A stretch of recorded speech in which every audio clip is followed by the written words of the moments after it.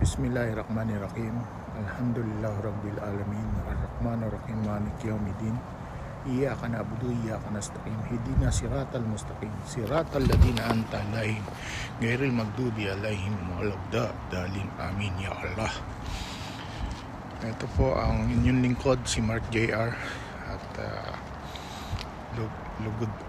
lubos po akong dumadalangin sa nag-iisang Diyos, ating pinakamamahal na Allah.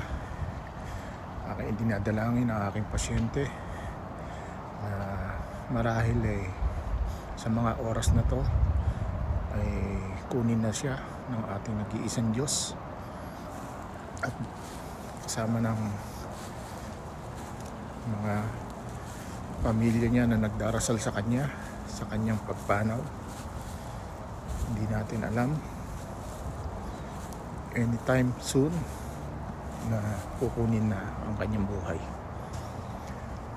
Matagal ko rin itong inalagaan, itong pasyente to. Talagang para sa akin masakit tanggapin, pero kailangan natin tanggapin ang katotohanan dahil lahat po tayo ay darating sa mga puntong ito. Mayaman o mahirap, darating po tayo dito. Wala po tayong kaligtasan sa kamatayan pag tayo po ay kinuha na ng nag-iisang Diyos. Yun lang po ang naging experience ko, dahil sa dami ng naging pasyente ko, mga hinawakan ko, ay talagang dinadalangin ko sa Allah na tanggapin niya sa kanyang kaharian. Dahil alam ko po, ang tumulong ka sa mga matanda at igabay mo sila sa kanilang mga pangangailangan ay napakalaking gantimpala sa iyo ng nag-iisang Diyos yun. Kaya panayandalangin ko sa nag-iisang Diyos yung mga tao po na gustong magbalik loob, na sana naman hindi pa po huli ang lahat. Tandaan niyo po, this is only temporary. This is only temporary. Kahit sino ka pa, may panahon ka pang magbago.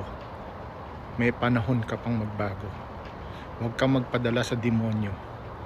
Kasi the more na nagpapadala ka sa demonyo, sigurado, alam mo na kung saan ka pupunta. Kaya, ito lang hinihiling ko sa mga kapatid ko, sa mga kababayan ko, saan dako man mundo kayo naroroon. Magbago na po tayo. Ito po ang inyong lingkod, Mark JR. Alhamdulillah. Thanks to Allah for everything.